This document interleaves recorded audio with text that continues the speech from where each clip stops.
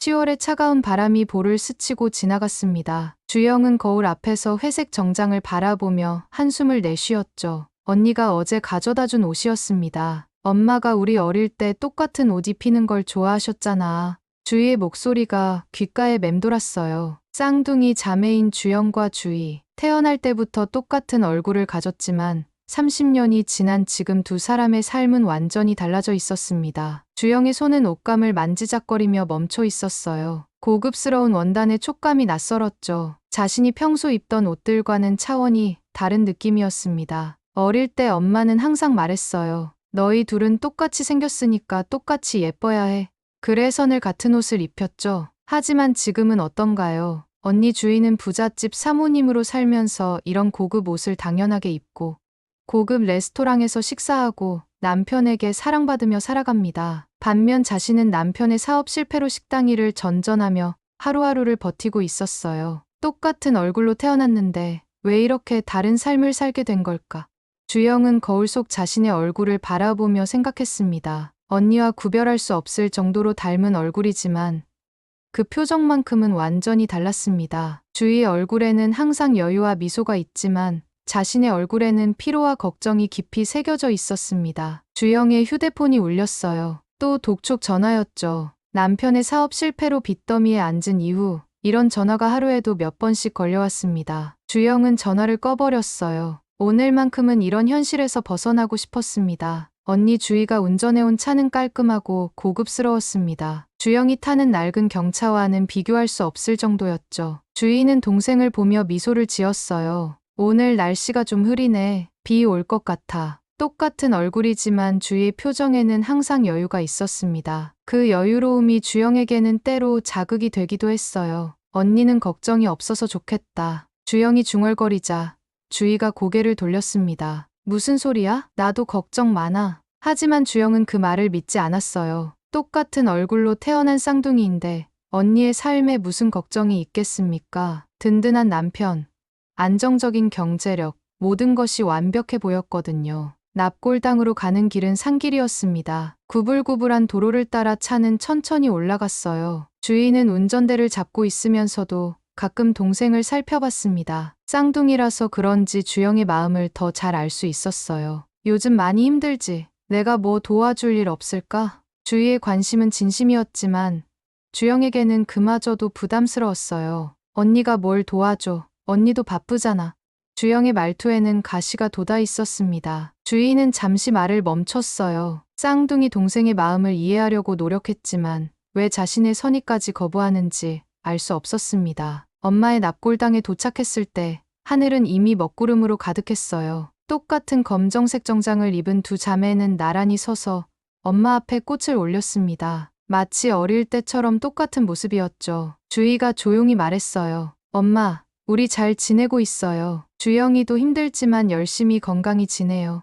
주영은 언니의 말을 들으며 복잡한 심정이었습니다. 자신의 현실을 포장해서 말하는 언니가 미웠지만 한편으로는 고마웠어요. 돌아오는 길, 비가 내리기 시작했습니다. 주희는 와이퍼를 작동시키며 조심스럽게 운전했어요. 조심해서 가자. 주희의 목소리에는 걱정이 섞여 있었습니다. 산길은 점점 미끄러워졌고 빗물이 유리창을 타고 흘러내렸어요. 그 순간이었습니다. 커브길에서 맞은편 차량이 중앙선을 넘어왔어요. 주희는 급하게 핸들을 꺾었지만 젖은 도로에서 차는 통제를 잃고 말았습니다. 주영아.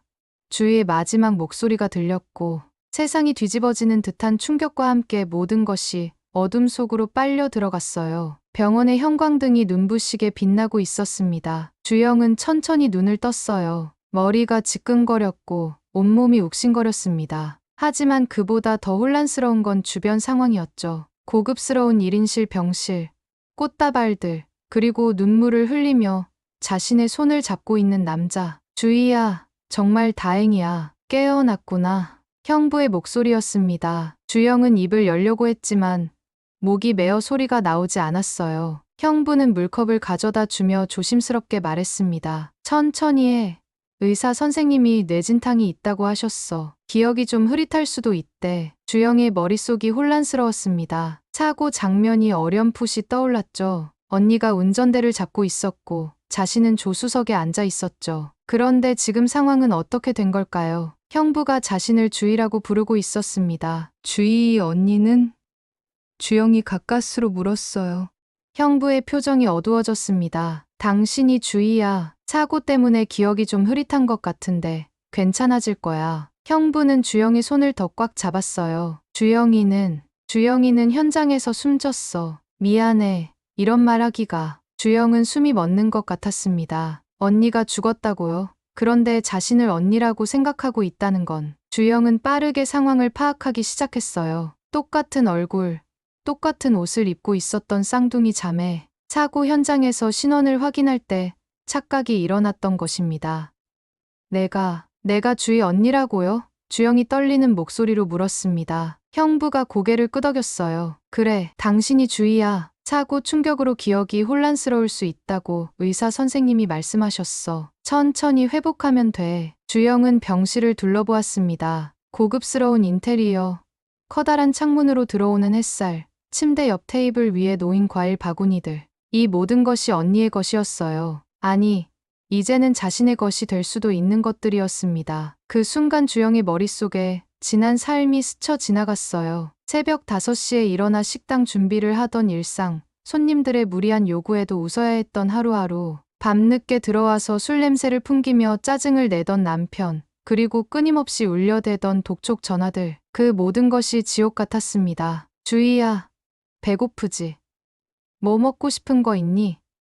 형부의 다정한 목소리가 들렸어요. 주영은 그 목소리를 들으며 가슴이 따뜻해지는 걸 느꼈습니다. 언제 마지막으로 누군가 자신을 이렇게 다정하게 대해줬을까요? 언니는 늘 이런 대우를 받으며 살아왔구나 하는 생각이 들었어요. 괜찮아요. 아직 입맛이 없어서. 주영이 대답했습니다. 형부는 이해한다는 듯 고개를 끄덕였어요. 그래, 충격이 클 수밖에 없지. 주영이와 그렇게 가까웠는데 시간이 약이야. 천천히 회복하자. 주영은 형부의 말을 들으며 복잡한 감정에 휩싸였습니다. 언니에 대한 죄책감, 그리고 동시에 솟아오르는 기대감. 이 상황을 이용한다면 자신도 언니처럼 살 수 있을 것 같았어요. 더 이상 빚에 시달리지 않고 사랑받으며 여유롭게 살 수 있을지도 모른다는 생각이 들었습니다. 그럼 장례식은 언제 치렀어요? 주영이 조심스럽게 물었어요. 형부가 한숨을 쉬었습니다. 어제 조용히 치렀어. 당신이 깨어나기를 기다렸지만 의사 선생님이 며칠 더 걸릴 수도 있다고 해서. 주영이 부모님도 일찍 돌아가셨고 친척들도 멀리 있어서 조촐하게 했어. 주영은 가슴이 아팠습니다. 자신의 장례식을 치른 것이나 다름없었으니까요. 하지만 동시에 안도감도 느꼈어요. 이제 정말로 주영이라는 정체성은 사라진 것입니다. 아무도 자신이 주영이라는 걸 알지 못하겠죠. 미안해. 주희야, 내가 더 잘 챙겨줬어야 했는데. 형부가 자책하는 목소리로 말했어요. 주영은 그 말을 들으며 마음이 흔들렸습니다. 이 사람이 언니에게 이렇게 다정했다는 걸 몰랐어요. 언니는 늘 행복해 보였지만 그 뒤에 이런 사랑이 있었구나 싶었습니다. 괜찮아요. 제가 괜찮으니까요. 주영이 대답했습니다. 형부는 안도의 미소를 지었어요. 그래, 당신이 살아있으니까 그걸로 됐어. 이제 우리 둘이 힘을 합쳐서 잘 살아보자. 주영은 그 말을 들으며 결심을 굳혔습니다. 돌아갈 곳도 없고 돌아가고 싶지도 않았어요. 언니의 삶이 부러웠고 그 삶을 살아보고 싶었습니다. 단 한 번이라도 사랑받으며 살아보고 싶었어요. 밤이 되자 형부는 집으로 돌아갔습니다. 주영은 혼자 남은 병실에서 천장을 바라보며 생각에 잠겼어요. 언니에 대한 미안함과 동시에 새로운 삶에 대한 기대감이 교차했습니다. 언니, 미안해. 하지만 나도 한 번은 행복하게 살아보고 싶어. 주영은 조용히 중얼거렸습니다. 퇴원 당일,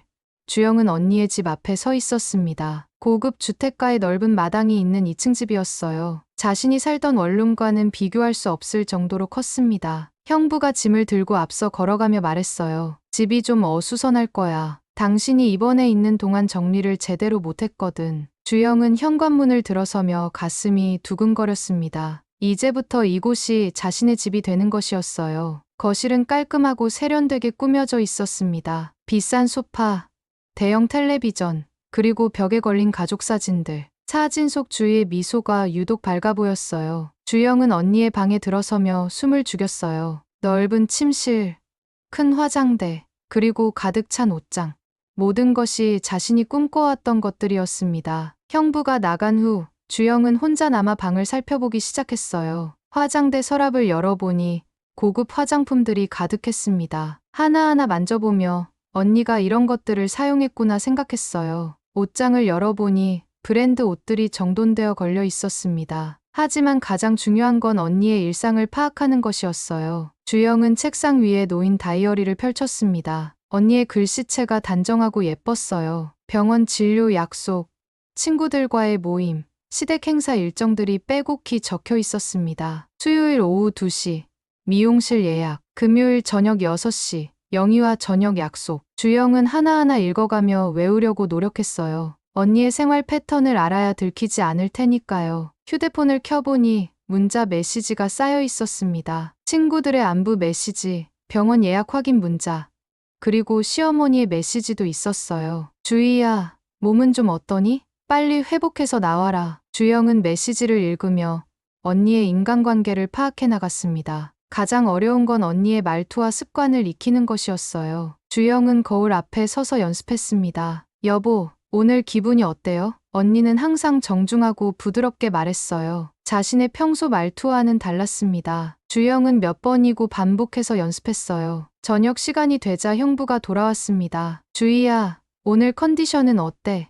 형부의 다정한 목소리에 주영은 가슴이 따뜻해졌어요. 많이 좋아졌어요. 집에 있으니까 안정이 되는 것 같아요. 주영은 언니의 말투를 흉내내며 대답했습니다. 그래, 역시 집이 최고지. 오늘 당신이 좋아하는 불고기 사왔어. 형부가 포장 음식을 꺼내며 말했어요. 주영은 잠시 당황했습니다. 언니가 불고기를 좋아했나요? 하지만 티 내지 않으려고 미소를 지었어요. 고마워요. 오랜만에 맛있게 먹을 것 같아요. 식사를 하면서 형부가 말했습니다. 병원에서 의사 선생님이 그러는데 사고 후유증으로 기억이나 성격이 조금 변할 수 있다고 하더라고. 혹시 뭔가 이상하다 싶으면 언제든 말해. 주영은 속으로 안도했어요. 이런 핑계가 있다니 다행이었습니다. 아직은 괜찮은 것 같아요. 다만 가끔 기억이 흐릿할 때가 있어서. 주영이 조심스럽게 말했어요. 형부가 이해한다는 듯 고개를 끄덕였습니다. 그래, 무리하지 말고 천천히 회복하자. 밤이 되어 잠자리에 들 때 주영은 언니의 침대에 누워 있었어요. 부드러운 이불, 좋은 향이 나는 베개, 모든 것이 자신이 경험해보지 못한 것들이었습니다. 형부는 옆에서 책을 읽고 있었어요. 가끔 주영을 살펴보며 미소를 지었습니다. 주희야, 정말 살아있어서 다행이야. 당신을 잃을 뻔했을 때 얼마나 무서웠는지 몰라. 형부의 진심 어린 말에 주영은 가슴이 아팠어요. 이 사람은 정말 언니를 사랑했구나 싶었습니다. 동시에 죄책감도 들었어요. 자신이 언니 행세를 하는 게 맞는 걸까요? 하지만 주영은 그 생각을 떨쳐냈습니다. 이미 시작된 일이었고 돌이킬 수도 없었어요. 게다가 이 삶이 너무 달콤했습니다. 사랑받는 느낌, 경제적 걱정 없는 안정감, 모든 것이 꿈만 같았어요. 나도 당신이 있어서 다행이에요. 주영이 작은 목소리로 말했습니다. 형부가 손을 내밀어 주영의 손을 잡았어요. 따뜻하고 든든한 손이었습니다. 주영은 그 온기를 느끼며 생각했어요. 이제부터 나는 주희야. 언니로 살아갈 거야. 새벽에 깨어난 주영은 조용히 화장실에 갔습니다. 거울 속 자신의 얼굴을 바라보며 다짐했어요. 언니처럼 웃고, 언니처럼 말하고, 언니처럼 살 거야. 아무도 눈치채지 못하게. 하지만 마음 한구석에는 불안감이 자리 잡고 있었습니다. 과연 자신이 언니 행세를 계속할 수 있을까요? 다음 날 아침, 형부가 출근 준비를 하며 말했어요. 오늘은 집에서 쉬고 내일부터 조금씩 일상으로 돌아가자. 병원 검진도 받아야 하고. 주영은 고개를 끄덕였습니다. 이제 정말 언니의 삶이 시작되는 것이었어요. 한 달이 지나면서 주영은 점점 언니의 삶에 익숙해져 갔습니다. 형부와의 대화도 자연스러워졌고 언니의 친구들과도 무난하게 지냈어요. 하지만 마음 깊은 곳에는 항상 불안감이 자리하고 있었습니다. 어느 토요일 오후, 주영은 언니의 방을 정리하고 있었어요. 형부는 회사 일로 나갔고 혼자만의 시간이었습니다. 옷장을 정리하다가 뒤편에 작은 상자를 발견했어요. 호기심에 열어보니 편지들과 작은 일기장이 들어있었습니다. 일기장을 펼치자 언니의 글씨가 나타났습니다. 가장 최근 날짜부터 읽어 내려갔어요. 남편이 또 늦게 들어왔다. 회식이라고 하지만 향수 냄새가 났다. 모른 척하는 게 편하지만 마음이 아프다. 주영은 깜짝 놀랐습니다. 형부가 바람을 피운다는 얘기였나요? 더 읽어 내려가니 충격적인 내용들이 이어졌습니다. 시어머니가 또 잔소리를 하셨다. 음식이 짜다. 인테리어가 격이 없다. 매번 시시콜콜 지적하신다. 그러면서 대학도 제대로 못 나온 주제에 뭘 안다고 나서냐며 무시하신다. 남편은 아무 말도 안 해준다. 언니도 나름의 고민이 있었구나 싶었어요. 시댁 모임에 갔더니 또 비교가 시작됐다. 큰형님은 대학원까지 나왔다며 칭찬하시고 나는 전문대 출신이라고 은근히 무시하신다. 아들의 비에 학벌이 딸린다며 왜 그런 여자와 결혼했냐는 식으로 말씀하신다. 언니도 힘든 면이 있었구나. 마음이 아파왔다. 주영은 계속 읽어 나갔습니다. 주영이는 어릴 때부터 자존심이 강했다. 같은 얼굴로 태어났는데 왜 이렇게 성격이 다를까? 내가 도와주려고 하면 오히려 화를 낸다. 하지만 동생이니까 계속 챙겨줘야지. 더 읽다 보니 주영의 가슴이 턱 막혀왔어요. 남편한테 부탁했다. 주영이가 카페 하나 차리고 싶다고 했는데 기회가 되면 도와주자고. 남편도 흔쾌히 응해줬다. 우리 주영이가 행복하게 살았으면 좋겠어. 주영이는 나를 질투한다는 걸 안다. 하지만 나도 나름대로 힘든 일이 많다는 걸 왜 모를까. 쌍둥이라서 더 아픈 건지 주영이가 힘들어하면 내 마음도 같이 아프다. 가장 마지막 페이지에는 사고 전날의 기록이 있었습니다. 내일 엄마 기일이다. 주영이와 함께 납골당에 가기로 했다. 요즘 주영이가 많이 힘들어 보여서 걱정이다. 혹시 내가 더 도와줄 수 있는 방법이 없을까? 주영은 일기장을 읽으며 복잡한 감정에 휩싸였습니다. 그토록 부러워했던 언니의 삶도 순탄하지 않았구나. 시댁의 무시와 냉대, 남편의 외도 의혹까지. 하지만 그 속에서도 언니는 자신을 걱정하고 있었어요. 주영은 그동안 언니의 호의를 거부하고 가시돋친 말을 했던 자신이 부끄러웠습니다. 동시에 죄책감이 밀려왔습니다. 이렇게 착한 언니의 자리를 자신이 차지하고 있어도 되는 걸까요? 하지만 주영은 고개를 저었습니다. 이미 돌이킬 수 없는 상황이었어요. 그리고 솔직히 말하면 이 삶을 포기하고 싶지 않았습니다. 주영은 부엌으로 가서 가스레인지에 불을 켰어요. 일기장을 태우기로 결심한 것이었습니다. 증거를 없애야 안전할 테니까요. 일기장이 불에 타면서 제가 되어 사라졌습니다. 주영은 그 모습을 바라보며 중얼거렸어요. 언니, 미안해. 하지만 나는 이 삶을 놓을 수 없어. 저녁에 형부가 돌아왔을 때 주영은 평소와 다름없이 웃으며 맞았어요. 오늘 회사는 어땠어요? 하지만 마음속으로는 일기에서 읽은 내용들이 맴돌고 있었습니다. 혹시 형부가 정말 바람을 피우는 걸까요? 오늘은 좀 일찍 끝났어. 당신은 뭐 했어? 형부가 물었습니다. 주영은 괜히 긴장되었어요. 집 정리하고 책 좀 읽었어요. 형부가 미소를 지었습니다. 그래, 무리하지 말고 천천히 회복해. 식사를 하면서 주영은 형부를 유심히 관찰했어요. 정말 바람을 피우는 사람처럼 보이지는 않았습니다. 하지만 언니가 일기에 적을 정도면 뭔가 있었을 거예요. 주영은 조심스럽게 물었습니다. 요즘 회식이 많나요? 아니, 그렇지도 않은데. 왜? 형부가 의아했어요. 주영은 얼른 웃으며 말했습니다. 아니에요. 그냥 혹시 힘드실까 봐서요. 형부가 다정하게 주영의 손을 잡았어요. 걱정해줘서 고마워. 하지만 괜찮아. 그날 밤, 주영은 잠이 오지 않았습니다. 언니의 일기가 자꾸 생각났어요. 자신이 그토록 부러워했던 삶 뒤에 숨겨진 아픔들을 알게 되었습니다. 하지만 그래도 이 삶이 자신의 과거보다는 나았어요. 적어도 경제적 걱정은 없으니까요. 주영은 이불을 덮고 누우며 다짐했습니다. 이제 정말로 과거와는 결별한 것이었어요. 주영이라는 이름, 주영이었던 기억들을 모두 태워버리고 오직 주위로만 살아가겠다고 말입니다. 언니보다 더 현명하게, 더 강하게 이 삶을 살아내겠다고 생각했어요. 석 달이 지나자 주영은 완전히 다른 사람이 되어 있었습니다. 언니의 일기를 통해 알게 된 시댁의 성향과 남편의 약점들을 파악한 덕분이었어요. 주영은 언니와는 다른 방식으로 이 문제들을 해결해 나가기 시작했습니다. 시어머니가 또다시 잔소리를 시작했을 때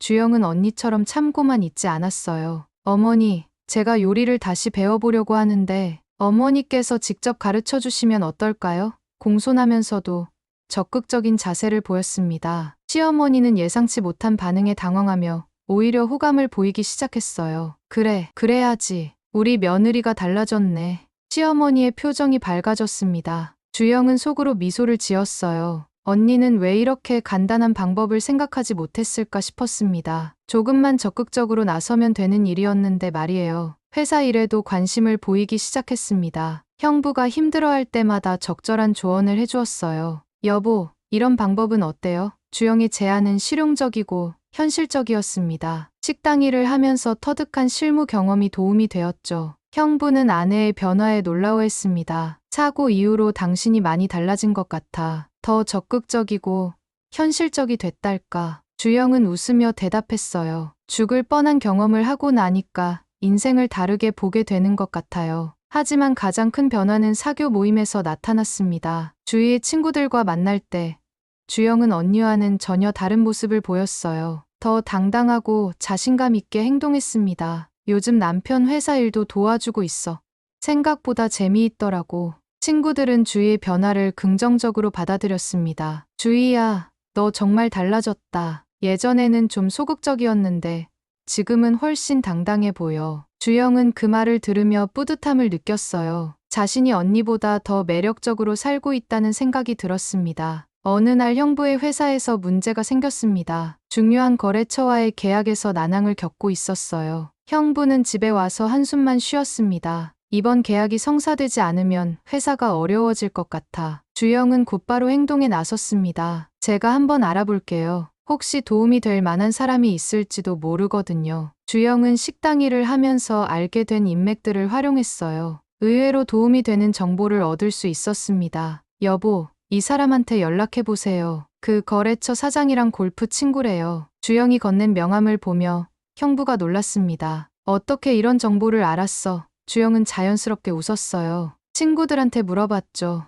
세상이 생각보다 좁더라고요. 결국 그 연결을 통해 계약이 성사되었습니다. 형부는 감격했어요. 당신 덕분이야. 정말 고마워. 주영은 그 순간 자신이 언니보다 훨씬 유능하다는 것을 확신했습니다. 언니였다면 이렇게 적극적으로 나서지 못했을 거예요. 하지만 균열은 예상치 못한 곳에서 시작되었습니다. 어느 토요일, 대학 동창회에 참석하게 되었어요. 주영은 자신 있게 모임에 나갔습니다. 언니의 친구들이니까 자연스럽게 어울릴 수 있을 거라고 생각했거든요. 주희야, 오랜만이다.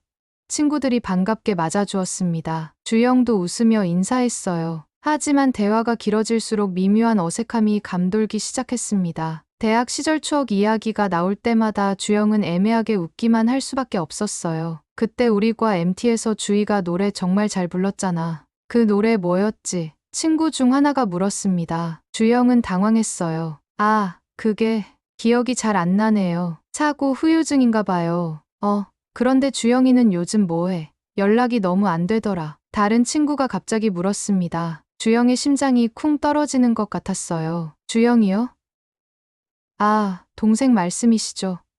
주영이는 지난번 사고 때 그 선배는 몰랐다는 듯 미안한 웃음을 지었습니다. 주희야, 너 정말 많이 달라진 것 같아. 말투도 그렇고. 주영은 식은땀이 났습니다. 혹시 들킨 걸까요? 사고 이후로 성격이 좀 변한 것 같아요. 의사 선생님도 그럴 수 있다고 하시더라고요. 얼른 핑계를 댔지만 그 친구의 날카로운 시선이 마음에 남았습니다. 집으로 돌아오는 길에 주영은 불안했습니다. 혹시 의심받고 있는 건 아닐까요? 하지만 곧 마음을 다잡았어요. 사고 후유증이라는 핑계가 있으니까 괜찮을 거라고 생각했습니다. 그날 밤 형부가 말했습니다. 오늘 동창회는 어땠어? 주영은 최대한 자연스럽게 대답했어요. 좋았어요. 오랜만에 친구들 얼굴도 보고. 그런데 사고 후유증 때문인지 예전 기억들이 좀 흐릿하더라고요. 형부가 걱정스럽게 물었습니다. 병원에 가봐야 하는 거 아니야? 주영은 고개를 저었어요. 아니에요. 일상생활에는 지장 없으니까 괜찮을 것 같아요. 시간이 지나면 좋아질 거예요. 하지만 주영의 마음속에는 작은 경고음이 울리고 있었습니다. 아무리 완벽하게 연기한다고 해도 언젠가는 들킬 수도 있다는 생각이 들었어요. 그래도 이미 여기까지 온 이상 돌아갈 수는 없었습니다. 주영은 다짐했어요. 더욱 조심스럽게, 그리고 더욱 완벽하게 주위로 살아가겠다고 말입니다. 반년이 지나면서 형부는 아내의 변화를 더욱 깊이 느끼기 시작했습니다. 처음에는 사고 후유증이라고 생각했지만 시간이 지날수록 뭔가 이상하다는 느낌이 강해졌어요. 작은 것들부터 시작되었습니다. 주희는 항상 새벽 5시 반에 일어나 명상을 했었는데 지금은 7시가 넘어서야 일어났어요. 요즘 잠이 많아졌네. 형부가 물으면 사고 후유증인 것 같아요 라고 대답했지만 뭔가 어색했습니다. 그리고 음식 취향도 달라졌어요. 주희는 매운 음식을 전혀 못 먹었는데 지금은 김치찌개를 맛있게 먹었습니다. 전에는 매운 거 못 먹었잖아. 형부가 의아해하자 입맛이 변한 것 같아요. 신기하죠? 고 웃어넘겼어요. 그러고 보니 말투도 조금 달랐죠. 주희는 항상 그래요, 맞아요 라고 정중하게 말했는데 지금은 그렇죠, 맞죠처럼 좀 더 친근한 말투를 썼어요. 미묘한 차이였지만 10년을 함께 산 남편에게는 확연히 다르게 들렸습니다. 어느 날 저녁, 형부는 결정적인 순간을 맞았습니다. 주영이 샤워를 하는 동안 우연히 그녀의 목 뒤쪽을 보게 되었어요. 거기에 있어야 할 작은 점이 없었습니다. 주희는 목 뒤에 작은 점이 있었는데 지금은 그 자리가 깨끗했어요. 형부는 충격을 받았습니다. 하지만 확신을 가질 수는 없었어요. 혹시 자신의 기억이 잘못된 걸까요? 아니면 사고로 인해 점이 없어진 걸까요? 하지만 그런 일이 가능할까 싶었습니다. 그날 밤 형부는 잠을 이루지 못했습니다. 아내를 유심히 관찰해보니 더 많은 차이점들이 눈에 들어왔어요. 웃는 방식, 잠드는 자세, 심지어 숨쉬는 패턴까지 미묘하게 다르게 느껴졌습니다. 그 주말, 형부는 결정적인 증거를 찾기 위해 조용히 조사를 시작했어요. 먼저 사고 현장을 다시 찾아갔습니다. 경찰서에서 사고 보고서도 다시 확인해봤어요. 2명의 여성이 있었고, 1명은 현장에서 사망, 1명은 중상을 입고 병원으로 이송되었다고 기록되어 있었습니다. 문제는 신원 확인 과정이었어요. 2사람 모두 같은 옷을 입고 있었고 얼굴이 똑같았기 때문에 현장에서 정확한 신원 확인이 어려웠다고 했습니다. 생존자가 주위에 핸드백을 들고 있었고 남편분이 아내분이라 하니 큰 문제 없이 신원 확인을 진행했다고 합니다. 형부는 소름이 돋았습니다. 정말 혹시 신원이 바뀐 걸까요? 하지만 그런 일이 가능할까 싶었어요. 쌍둥이라고 해도 10년을 함께 산 아내를 못 알아볼 리가 없잖아요. 하지만 의심이 든 이상 확인해봐야 했습니다. 형부는 몰래 유전자 검사를 의뢰했어요. 주영이 사용한 칫솔과 주희의 예전 머리카락을 비교해보기로 한 것이었습니다. 다행히 주희의 머리카락은 서랍 안빗에서 찾을 수 있었어요. 검사 결과를 기다리는 며칠 동안 형부는 고민에 빠졌습니다. 만약 정말 다른 사람이라면 어떻게 해야 할까요? 아니, 혹시 진짜 주희가 죽은 걸까요? 주영도 형부의 변화를 눈치채기 시작했습니다. 요즘 형부가 자신을 이상하게 쳐다본다는 느낌이 들었어요. 특히 갑작스럽게 예전 일들을 물어볼 때가 많아졌습니다. 여보, 우리 처음 만난 곳이 어디였지? 우리 결혼기념일이 언제였지? 이런 질문들이 계속 이어졌어요. 주영은 그때마다 기억이 흐릿해서 라고 둘러댔지만 점점 한계를 느끼기 시작했습니다. 어느 날 밤, 형부가 잠든 사이 주영은 조용히 형부의 서류를 뒤져봤어요. 혹시 자신에 대해 조사하는 게 있나 싶어서였습니다. 그리고 정말로 발견했어요. 유전자 검사 의뢰서였습니다. 주영은 몸이 얼어붙는 것 같았습니다. 형부가 자신을 의심하고 있었던 것이었어요. 그리고 유전자 검사까지 의뢰했다는 건 곧 모든 게 밝혀질 거라는 뜻이었습니다. 그날 밤 주영은 한숨도 잘 수 없었습니다. 머릿속이 복잡했어요. 도망가야 할까요? 아니면 솔직하게 고백해야 할까요? 하지만 어떤 선택을 하든 지금까지의 삶은 끝이 날 것 같았습니다. 형부는 옆에서 잠든 척하면서도 주영의 뒤척임을 느꼈어요. 그리고 확신했습니다. 이 사람은 분명 자신의 아내가 아니라고. 그렇다면 진짜 주인은? 형부는 가슴이 아팠습니다. 사랑하는 아내를 잃었다는 현실을 받아들이기 어려웠어요. 다음 날 아침, 2사람 모두 어색한 기류 속에서 아침을 먹었습니다. 서로 알고 있다는 걸 알면서도 먼저 말을 꺼내지 못하고 있었어요. 곧 검사 결과가 나올 텐데 그때까지 이 어색한 상황이 계속될 것 같았습니다. 유전자 검사 결과가 나오기까지 사흘이 남았습니다. 주영은 매 순간이 지옥 같았어요. 형부의 시선을 피하려고 했지만 집 안에서는 어쩔 수 없이 마주쳐야 했습니다. 2사람 모두 진실을 알고 있으면서도 침묵을 지키고 있었어요. 형부는 회사에서도 집중할 수 없었습니다. 동료들이 요즘 왜 그래? 무슨 일 있어? 라고 물어봐도 대답할 수 없었어요. 아내가 사실은 처제라는 말을 어떻게 할 수 있겠어요. 아직 확실하지도 않고 확실해진다고 해도 믿어줄 사람이 있을까 싶었습니다. 주영은 나름대로 대책을 세우려고 했습니다. 먼저 도망갈 계획을 생각해봤어요. 통장에 있는 돈을 빼서 멀리 가는 방법이었죠. 하지만 그러면 결국 사기죄로 쫓기게 될 것 같았습니다. 그리고 무엇보다 이 편안한 삶을 포기하기가 너무 아까웠어요. 그렇다면 솔직하게 털어놓는 방법도 있었습니다. 사고가 났을 때 기억이 돌아오지 않아서 혼란스러웠다고 둘러대는 거예요. 하지만 그것도 말이 안 되는 게 반년 동안이나 속였다는 게 말이 되나요? 가장 극단적인 방법도 생각해봤습니다. 형부를 해치는 것이었어요. 그러면 증거도 사라지고 자신만 남게 되겠죠. 하지만 주영은 고개를 저었습니다. 아무리 그래도 그런 짓은 할 수 없었어요. 형부는 자신에게 잘해줬거든요. 그날 밤 더 이상 참을 수 없었던 형부가 먼저 입을 열었습니다. 주희야, 아니 처제. 그 말에 주영이 얼굴이 하얗게 변했어요. 무슨 소리예요? 이제 그만해. 나도 다 알고 있어. 형부의 목소리는 차갑고 단호했습니다. 유전자 검사 결과가 나오면 모든 게 밝혀질 거야. 그 전에 솔직하게 말해줘. 주영은 눈물이 왈칵 쏟아졌습니다. 형부, 더 이상 연기할 필요가 없다는 걸 깨달았어요. 반년 동안 쌓아온 모든 것들이 한순간에 무너지는 기분이었습니다. 언제부터 알고 계셨어요? 주영이 떨리는 목소리로 물었습니다. 형부는 한숨을 쉬었어요. 한 달 전부터 의심하기 시작했어. 작은 것들이 계속 달랐거든. 목 뒤에 점이 없어진 걸 본 순간 확신했지. 목 뒤 점. 주영은 그제야 깨달았습니다. 언니에게 그런 특징이 있었다는 걸 몰랐어. 미안해요.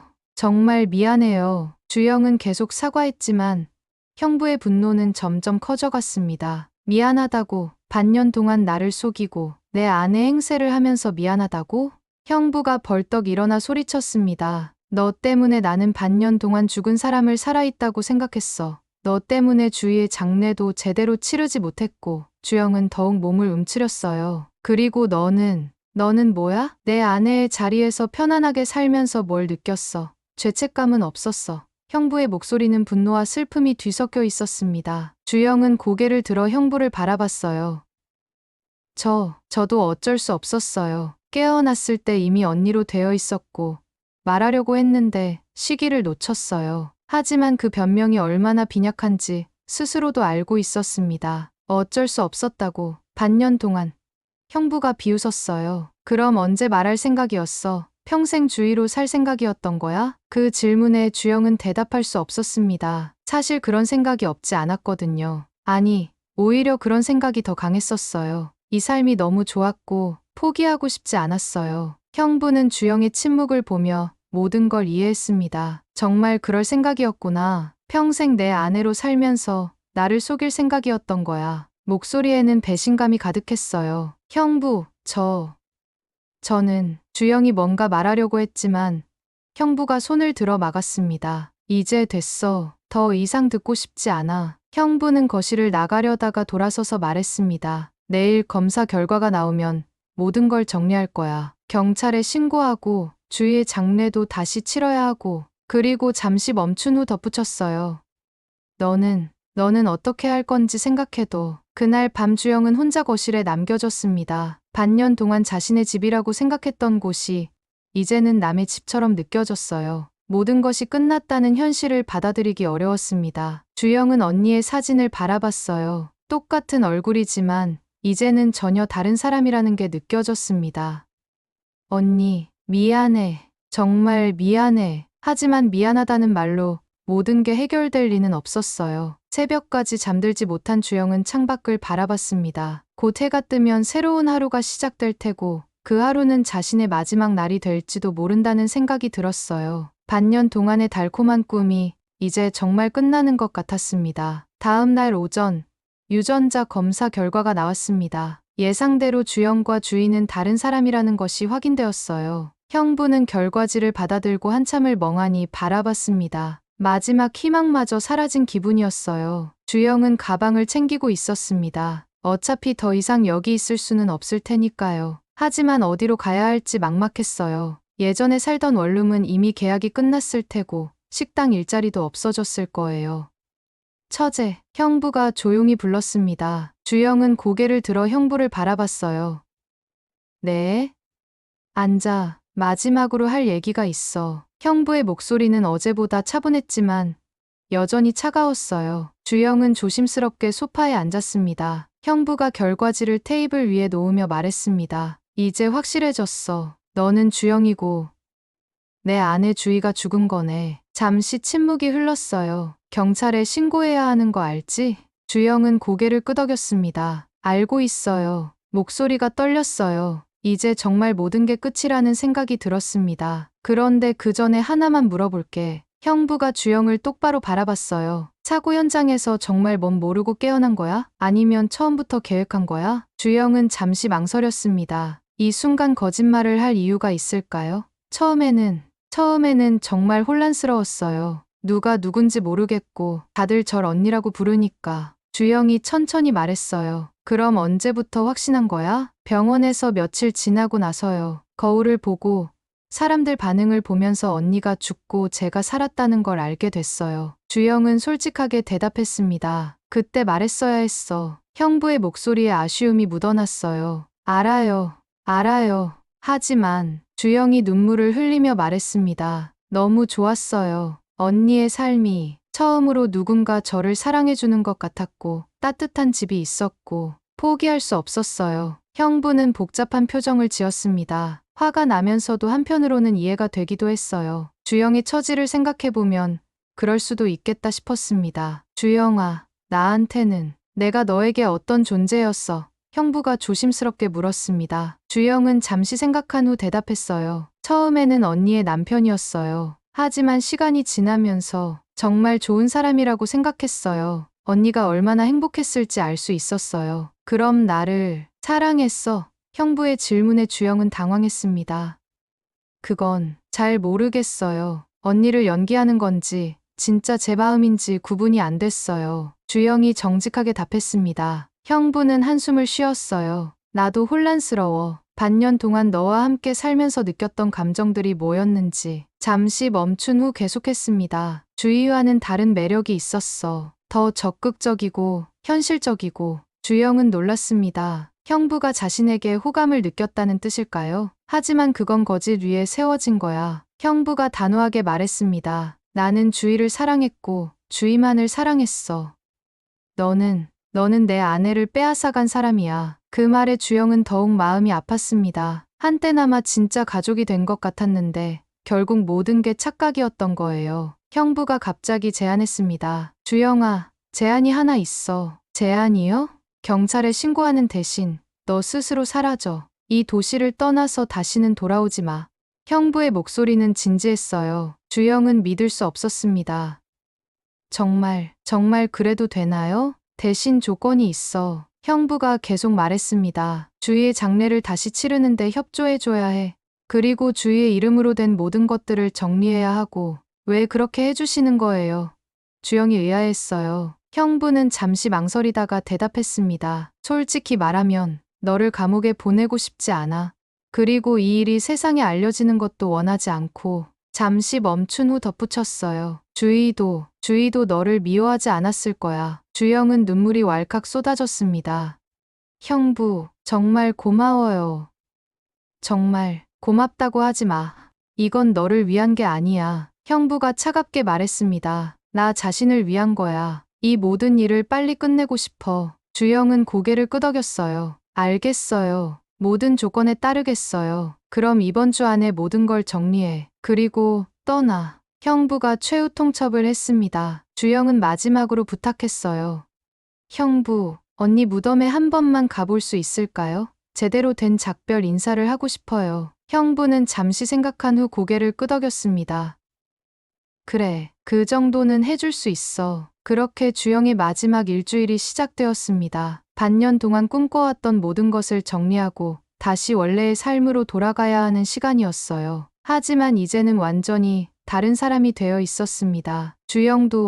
주희도 아닌 새로운 누군가로 살아가야겠지요. 오늘 이야기 어떠셨나요? 쌍둥이라서 좋았고 쌍둥이라서 또 어려운 쌍둥이들만의 이야기가 있네요. 주영이 과거를 반성하고 언니 몫까지 착하게 살아가기를 응원하신다면 좋아요, 구독, 응원 댓글 부탁드립니다.